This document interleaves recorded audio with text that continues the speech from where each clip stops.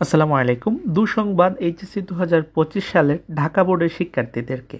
হ্যাঁ, তোমাদেরকে দুঃসংবাদই দিতে হচ্ছে, কারণ ইতিমধ্যে অনেকগুলো board, Barishal board, Chattogram board কিংবা কয়েকটা বোর্ড তাদের ফর্ম ফিল আপের যে মেয়াদের যে বৃদ্ধিটা সেটা তারা করেছে, অর্থাৎ নতুন একটা মেয়াদ দিয়েছে এবং নতুনভাবে শিক্ষার্থীরা ফর্ম ফিল আপ করতে পেরেছে যারা করে নাই। কিন্তু ঢাকা বোর্ডের এখনও দেওয়া হয় নাই, যখন দিবে আমরা জানিয়ে দিব।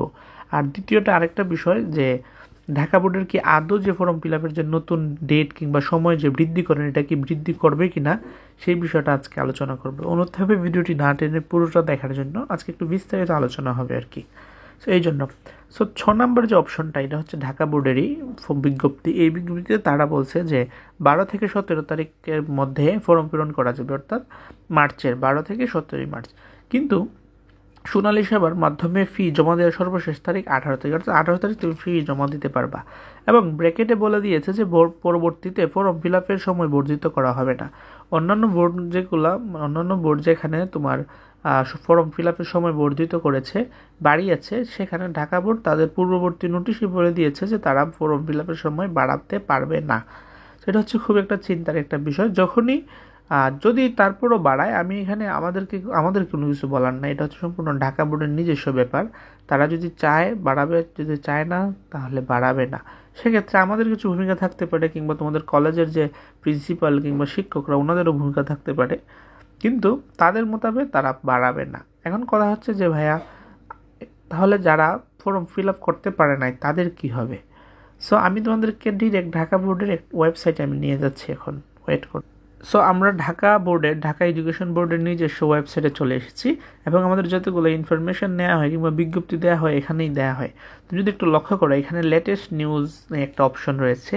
এই অপশনে দেখো তারা লেটেস্ট নিউজ কি 2025 সালের এসএসসি পরীক্ষার যে গ্রহণ সাপেক্ষে ভোকেশনাল, সেটা সংশোধিত রুটিনও তারা প্রকাশ করেছে। এইচএসসির কেন্দ্র বাতিল প্রসঙ্গে নোটিশ প্রকাশ করেছে। তারপর তোমার বিভিন্ন প্রকার ফর্ম নিয়ে তারা কথা বলেছে, কিন্তু ফর্ম ফিল আপের যে ডেট, তারিখটা সেই সম্পর্কে কিন্তু তাদের কোনো নোটিশই নাই। তোমরা একটু যদি নিজেরাই দেখো, আমি একটু নিচে নিচ্ছি, উপরে নিচ্ছি, এখানে কিন্তু তারা কোনো ধরনের ফর্মের যে বিজ্ঞপ্তি, যে বর্ধিতকরণের যে বিজ্ঞপ্তি, সেটা তারা প্রকাশ এখন পর্যন্ত করে নাই।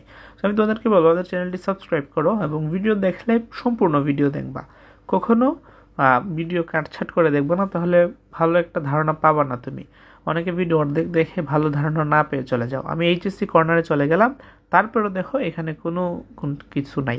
এর আগে ফর্ম বিজ্ঞপ্তির একটা বিজ্ঞপ্তি দেওয়া হয়েছে, এটা হচ্ছে আগের যে বিজ্ঞপ্তিটা আমি এখন দেখাইছিলাম তোমাদেরকে ভিডিওর শুরুতে 19 ফেব্রুয়ারি, এই বিজ্ঞপ্তিটা, এটা তো আমাদের আলাদাভাবে দেখার কোনো দরকার নাই, এটা তো আমরা এতক্ষণ দেখছি। সো এখন যারা করতে পারে না, যারা করেছো তাদের তো কোনো সমস্যা নেই, তাদের ফর্ম পূরণ হয়ে গেছে। কিংবা যারা কলেজে টাকা দিয়েছো তাদেরও কিন্তু হয়ে গেছে, কারণ কলেজ কর্তৃপক্ষ নিজেরাই করে নিবে, তুমি যদি টাকা পেমেন্ট করো। ঢাকা বোর্ডের কথা বলছি। সো যারা টাকা দেও নাই কিংবা ফর্ম ফিল আপ করে নাই, তাদের হচ্ছে বিষয়টা চিন্তার। সো দেখা যাক আসলে কি হয়। আমরা আশা করি, তবে তোমাদেরকে আমি একটা ধারণা দিতে পারি যে রমজানের পরে, হয়তো এখন দিচ্ছে না, রমজানের পরে হলেও ডেট বর্ধিতকরণের নোটিশ তারা দিবে। কারণ এখনও শত শিক্ষার্থী, 1000+ শিক্ষার্থী কি করে নাই, 1000+ শিক্ষার্থী এখনও ফর্ম ফিল আপ করে নাই। তো সো তারা ছাড়াই কি ঢাকা বোর্ড কি করবে, পরীক্ষা নিবে? এটা তো হতে পারে না, ঠিক না? সো হয়তো এখনও দিচ্ছে না, অনেক বোর্ড একটু লেটে দেয়, অনেক বোর্ড একটু তাড়াতাড়ি দেয়। যখনই দিবে আমরা তোমাদেরকে জানিয়ে দিব, এবং সেই সাথে বিজ্ঞপ্তিটা তোমাদেরকে দিয়ে দিব, যাতে তোমরা ডাউনলোড করতে পারো। আজকের মধ্যে পর্যন্তই, টেনশন করার কোনো কারণ নাই, তুমি পড়াশোনা চালিয়ে যাও, এখনও তো বাদ যায় নাই।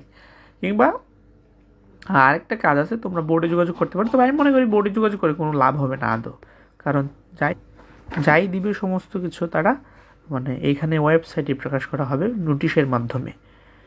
সো আলাদাভাবে বোর্ডে যোগাযোগ করে খুব একটা আহামরি যে লাভ হবে আমার মনে হয় না, কারণ বোর্ডে তুমি 1-2জন যোগাযোগ করবা, কিন্তু এই যে নোটিশটা দিবে এটা সম্পূর্ণ সকল শিক্ষার্থীদের জন্য দেওয়া হবে ঢাকা বোর্ডের। সো আজকে আমাদের পর্যন্ত, ভিডিওটি ফ্রেন্ডসের কাছে শেয়ার করে দেওয়ার অনুরোধ রইল, স্পেশালি ঢাকা বোর্ডে যারা রয়েছে তাদের জন্য। আর ভিডিওটি ভালো লাগলে লাইক করবা, কমেন্টে তোমার মন্তব্য অবশ্যই জানাবা। আল্লাহ হাফিজ।